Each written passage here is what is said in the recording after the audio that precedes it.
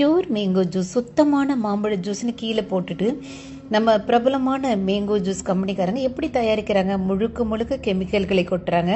மாம்பழம் போல நிறம் வர்றதுக்கான நிறப்பொடிகள், கெடாமல் இருக்கிறதுக்கு நிறைய விஷத்தன்மையுள்ள கெமிக்கல்களை கொட்டுறாங்க.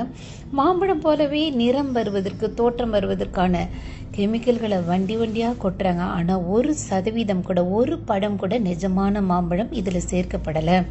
அச்சலாம் நம்ம இது குடிச்சு பார்த்தா மாம்பழம் மாதிரியே அவ்வளோ ஒரு மனம், சுவை, ருசி. பழ ஜூஸ்ன்னு விற்கிறதுல பழங்களே இருக்கிறது இல்ல.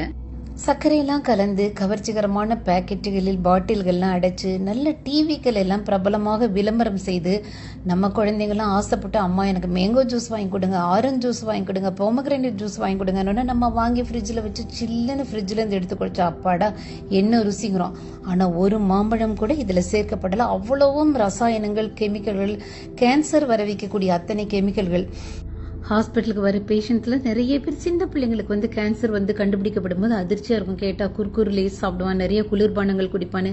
நிஜமான ஆரஞ்சு மாம்பழ ஜூஸை வீட்லயே போட்டு குடிங்க. இந்த பொண்ணு பேக் பண்ணிட்டு இருக்காங்களே, அதுல ஃப்ரூட் பியூர்னு போட்டிருக்கு, சுத்தமான பழ ஜூஸ்னு. எவ்வளவு மனசாட்சி இல்லாத விளம்பரங்கள். கவர்ச்சி விளம்பரத்தை புறக்கணிப்போம், நிஜ பழங்களை சாப்பிடுவோம்.